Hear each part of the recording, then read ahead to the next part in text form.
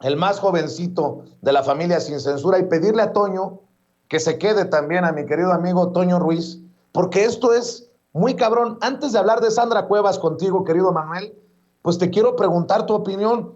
Tú eres el más joven, pero creo que el presidente dice, es un debate de fondo que se tiene que tener, se tiene que dar. Y yo digo, es una decisión que también tenemos que hacer los mexicanos y mexicanas. Seguimos, entiendo que es mucho dolor, entiendo que hay mucha desesperación, mucha preocupación, mucho miedo. Uno que está amenazado de muerte, claro que tiene miedo. Claro que tiene miedo por los caminos en los que anda en nuestro México lindo y querido, que quiere verlo en paz, sereno. Pero es una decisión importante. Le damos con mucha paciencia, y aunque nos duela, con mucha paciencia, más tiempo a la estrategia del presidente Andrés Manuel López Obrador de ir a las raíces de estos problemas que nos aquejan y que generan los asesinatos, el narcotráfico, el crimen organizado, o le apostamos a lo de Calderón de mejor asesinarlos, como lo destapaba Moreira en su momento y que hoy lo retomó el presidente en la mañanera, cuando ya vimos que no funcionó y que al contrario disparó la situación en nuestro país para que tengamos los niveles que tenemos. Te saludo, Manuel, te saludo nuevamente, Toño, y esta, pues no quisiera llamar la mesa de diálogo per se, pero sí un diálogo importante que creo que deja sobre la mesa el presidente. Manuel, te saludo con mucho gusto hasta donde estés, me imagino que ya estás de regreso en Tabasco. Desde Tabasco, Vicente, desde Tabasco nos encontramos y te saludamos con mucho gusto, al igual que a Toño, a la producción, a Ceci y a toda la audiencia de Sin Censura. Tenemos en la presidencia de la República a un fiel seguidor de la filosofía de Jean-Jacques Rousseau, gran escritor, politólogo francés, oriundo de Francia, quien una de sus principales ideas y preceptos era el contrato social, que era antagónico a la idea de Thomas Hobbes. Yo creo que esto que dice hoy el presidente López Obrador en la conferencia mañanera revela justamente cuál es su posición ideológica ante la humanidad y la posición ideológica ante la humanidad de un personaje como Felipe Calderón. Thomas Hobbes y Jean-Jacques Rousseau pensaban abismalmente diferente. Hobbes en el Leviatán explica que el hombre es malo por naturaleza, que en su nacimiento es malo, y como es malo de nacimiento y de origen, su comportamiento se tiene que regular a través de un orden jurídico, tiene que regularse el comportamiento del ser humano para contener la maldad que impera dentro de sí, que es exactamente lo que piensa Felipe Calderón y emana este tipo de declaraciones del estilo, pues hay que asesinarlos, hay que matarlos en caliente, al fiel estilo de principios del siglo XX con Porfirio Díaz Mori, presidente de México, dictador por más de 3 décadas. Ese es el pensamiento conservador, no viene desde ahorita, no se nos ocurrió desde ayer, esto lo viene diciendo Hobbes desde hace decenas de años, Vicente, y es el pensamiento que encarna Felipe Calderón. Hay que matar, hay que asesinar, el hombre es malo por naturaleza, así que si acabamos con los malos, se acabará la maldad en el mundo, lo cual yo en lo personal considero que es un error. Si tú matas a un asesino, y esto va también para todos los que quieren la pena de muerte, para los que quieren que acabemos con lo más valioso que podemos tener en esta vida, como lo es el tiempo en sí, acabando con la vida humana. Si tú matas a un asesino, el número de asesinos en el mundo seguirá siendo el mismo. ¿Qué pasa si tú matas a varios asesinos? Entonces ya no eres un asesino, eres peor que un asesino, eres un genocida.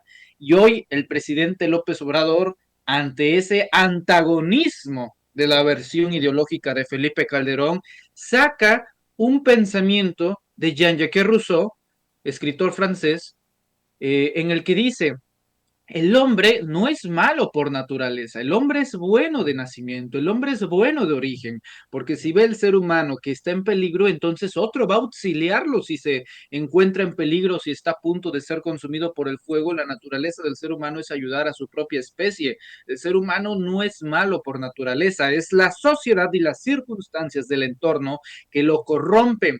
Esto implica que los estratos sociales en los que crezca, se desarrolla y viva el ser humano dependerá e influenciará directamente su comportamiento ante las sociedades. En el caso de México, si nuestra sociedad impera la violencia, crecerán niños violentos. Si vemos violencia en casa, creceremos con la normalización de la violencia. Si vemos que se tira basura en las calles, entonces normalizaremos las inundaciones. Si vemos que se talan los árboles, entonces vamos a normalizar las olas de calores. Digo, esto en un enfoque local, debo decirlo, al ser de Tabasco.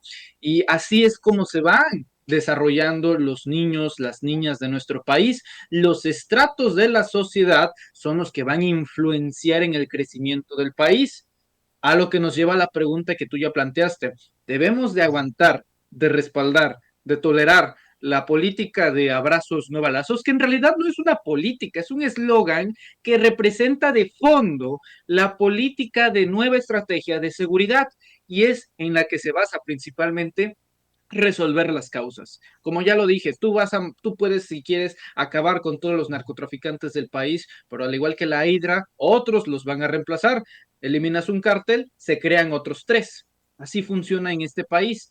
¿Por qué? Porque si no se eliminan las causas, si no se extirpa el cancerígeno mal que reproduce este tipo de comportamientos en los estratos de la sociedad, tendremos una batalla sin fin. Y el presidente López Obrador ha entendido esto no desde hoy, Vicente, desde hace por lo menos 20 años, hace 2 décadas, que las causas se deben de entender. ¿Cuáles son las causas? Radica puramente en la juventud. Los narcotraficantes, al igual que los políticos, no buscan a gentes de la tercera edad o a hombres adultos para hacer el trabajo, no, buscan a jóvenes, debido a que como son carne fresca, sin experiencia y con un montón de sueños, venden imaginarios, venden utopías para lavarles el cerebro y decirles que pueden tener todo cuando en realidad nunca van a tener nada. El discurso, la narrativa de las mujeres, de los autos, de las propiedades, de las casas, de las mansiones de lujo, de las comidas exóticas, desayunar caviar y dormir Claro, con una claro. supermodelo, esa idea es la narrativa que imperan tanto políticos como cárteles para atraer a los jóvenes que al final de cuentas son usados como carne de cañón. ¿Qué es lo que hace el presidente López Obrador? A través de los programas sociales, trata de neutralizar esa narrativa para enseñarle a los jóvenes que hay otra vía, que hay otro camino. Y es el más de los ineptos el que piense que esto se va a resolver en 6 años, porque esto lleva Claro. por lo menos 3 generaciones. Hablo de que esta estrategia, para que tenga funcionamiento y para que la paz, la pacificación de México no sea una utopía, debe de permanecer por lo menos los siguientes 30 años. Lleva un proceso, es un proceso generacional.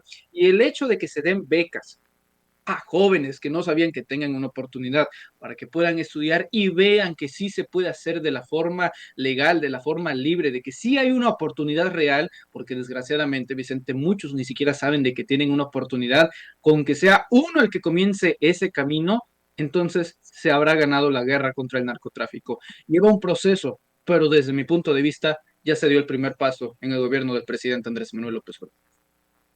Así lo deseamos.